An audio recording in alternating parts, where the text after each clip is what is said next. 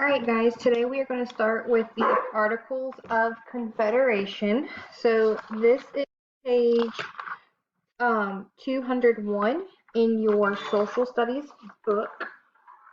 So in the previous video we were talking about how the colonies wanted to come up with a form of government that would provide them laws, help them settle disagreements, provide security for their people, help them manage the economy, and things like that. They wanted to have a government system because they know they needed a government system, but they did not want to have the government system that they just left with Great Britain. Okay, they did not want to have a government that was telling them what to do and when to do it. So that is how the Articles of Confederation came about. So let's go and read this section and answer the questions. Okay. Some thought that the new nation would be more like a friendly group of independent states than a single united country. The Second Continental Congress set about writing a plan of government called the Articles of Confederation. Around this idea, a confederation is a group of separate governments that agree to help one another. The Articles of Confederation eventually became the first Constitution of the United States of America. It took the Congress 7 months to complete, and the country started working according to this plan in 1777. However, the 13 states still had to ratify or approve and adopt it. The Articles were finally ratified by all the states in 1781.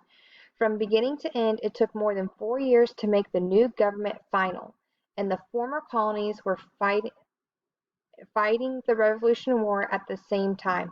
Imagine that. Okay, so when the colonies sent the Declaration of Independence over to Great Britain, they knew that they had to come up with a system that would work, or a government system that would work for them. So they began creating that new government system at the Second Continental Congress. So before the war started, they started working on this system because they knew they were going to need something eventually.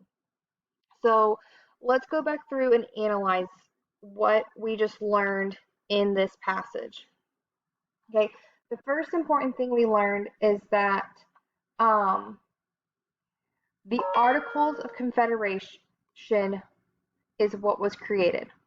Okay, the Articles of Confederation was considered our first Constitution of the United States. It took 7 months to complete the Articles of Confederation. So for them to write the Articles of Confederation. The reason they came up with the Articles of Confederation was because they wanted something where each state could govern themselves, but they wanted to work together when they needed to work together. The Articles of Confederation, however, took until 1781 to become ratified or approved by all the states. So it wasn't until 1781 that the Articles of Confederation were approved by all 13 colonies and states. Okay? So analyze. Using the above image and what you have read in the text, what patterns or relationship do you notice about the loyalties of Americans at the time of the Revolution? So let's look at our little picture. Our family is from Connecticut. We are Virginians here. We proudly call New Jersey home. This family is loyal to South Carolina. So something that we can notice in every single one of these little bubbles is that the people, so the bubbles represent what the people of that area are saying. The Connecticut bubble says, our family is from Connecticut. They're not saying they're from Great Britain. Virginia's saying we are Virginians here. We classify ourselves as Virginians. So what we can infer is that the people of the colonies were loyal to their colony, not the country. They did not consider themselves Americans. They considered them Connecticutans. They considered themselves Virginians, or from New Jersey, or from South Carolina.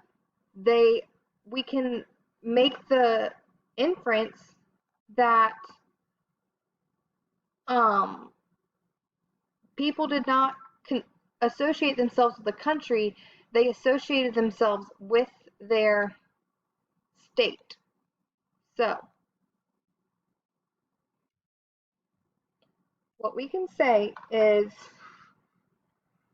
again, let me read this. Using the image in what you have read in the text, what patterns or relationships do you want to notice about the loyalties of Americans? The relationship that I noticed is that Americans were loyal to the state, not the country. The relationship that I noticed is that Americans were loyal to their state, not the country.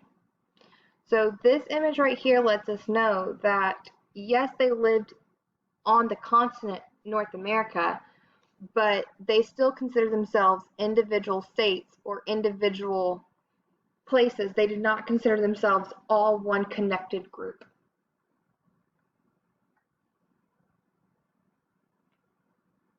A small government. All right, so at this point, the Articles of Confederation were ratified in 1781. This was the Constitution that our country, well, all the states were going by at this point. So let's read more about the government and how the government was set up underneath the Articles of Confederation. The government set up by the Articles of Confederation was very small and limited its powers. It was made up of one lawmaking body called Congress. Each state sent at least 2 representatives to Congress, but each state only had 1 vote on every matter. The individual states kept most of the power. At first, the Articles of Confederation seemed to meet the needs of the young nation, but as time went on, weaknesses emerged. Read the chart below to learn about some of the effects of these weaknesses. So before we look at that chart, let's just go back and review how the Articles of Confederation were set up. So the Articles of Confederation had very small power, which makes sense because remember, the colonies did not want to have a large governing body that took over and controlled everything. So they wanted it to be very small so the states could still do their own thing, but they had a larger group when they needed it. Okay? So the Articles of Confederation was very small and limited in its power. There was not much it could do. It was made of one lawmaking body called Congress. Each state sent 2 representatives, but each state only had 1 vote for every matter. So let's say they're voting on, should you be allowed to eat chocolate ice cream on Sundays? So there's 13 different states. Each state had at least 2 people, so 13 times 2 is 26 representatives. There weren't 26 votes that went towards what they were voting on, the ice cream. Each state only got 1 vote. So both representatives had to come to a decision together to say what their state's vote was going to be. Okay? Now, in the beginning, the Articles of Confederation seemed perfect. There didn't seem to be many issues. But like anything that's brand new, as time goes on, you're going to see the weaknesses and you're going to find out what kind of issues we have. So let's read about the weaknesses of the Articles of Confederation. So the national government had no power to raise money through taxes. Since each state taxed its own individual colonies, if there were taxes being taxed in Virginia or taxes being collected in Virginia, those taxes went towards Virginia. They were state taxes. The taxes did not go to the national government, okay? So because of this, the national government could not pay off war debts. They could not pay off lawmakers. They could not pay soldiers for their services. So the lawmakers, Congress, was part of the national government. Soldiers were part of the national government.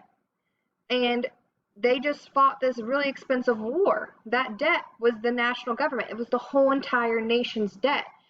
But there was no way of collecting money to pay off these things because the taxes the states collected went towards those individual states. So that was an issue. You have things you need to pay for, but no money coming in to pay for it. Another cause, the national government had no power to support the national currency. So, for example, Georgia had its own currency and North Carolina had its own currency. So each state made its own paper money. The value of money was different in each state. Some money was worthless. So if I was going from Georgia to North Carolina, I may have millions of dollars in Georgia money, but once I go to North Carolina, it's worthless. It didn't do me any good, or vice versa. So that was a problem, trying to trade and buy things from state to state because the economies were different, their currencies were different. Another issue we had was the national government had no power to manage trade. Each state made its own trade laws. Merchants never knew which laws to follow. Trade slowed, as did economic growth. So if I'm a merchant and I have an amazing product I want to sell, well, if in Georgia it says I can do this, but again, North Carolina says I have to follow these different set of rules, which set of rules do I follow? And if I do it here, if I do one thing in one state and not in the other state, I might get in trouble. So it made it very confusing for merchants to know what they could do, what they couldn't do, when they could do it, when they could not do it, what they could and could not sell. There was all sorts of confusion because there wasn't one set of rules that said, okay, these are the laws that are in place for all states when it comes to trade. These are the rules you must follow. Each state had their own one, so it was hard for them to figure out what they could and could not do. The national government had no power to force states to follow national laws. Again, so that ice cream law. So if we pass that ice cream law saying you can only have ice cream on Tuesdays, well, in Virginia, they started eating ice cream on Wednesdays, Thursdays, and Fridays. They were having it any day of the week they wanted. There was no way for the national government to come into Virginia and to get onto them for not following the laws that were put in place by the Articles of Confederation. So, yes, there were national laws, but the states didn't have to follow them really because there was no consequences if they didn't. And finally, the national government had no power in raising an army. The nation could not defend itself. Britain and Spain both took advantage of this on the frontier by ignoring U.S. claims to land. So the national government was supposed to have an army or military that protected its whole entire nation. But they had no power. They didn't have the ability to create this army to protect the whole entire country, to protect all 13 states at this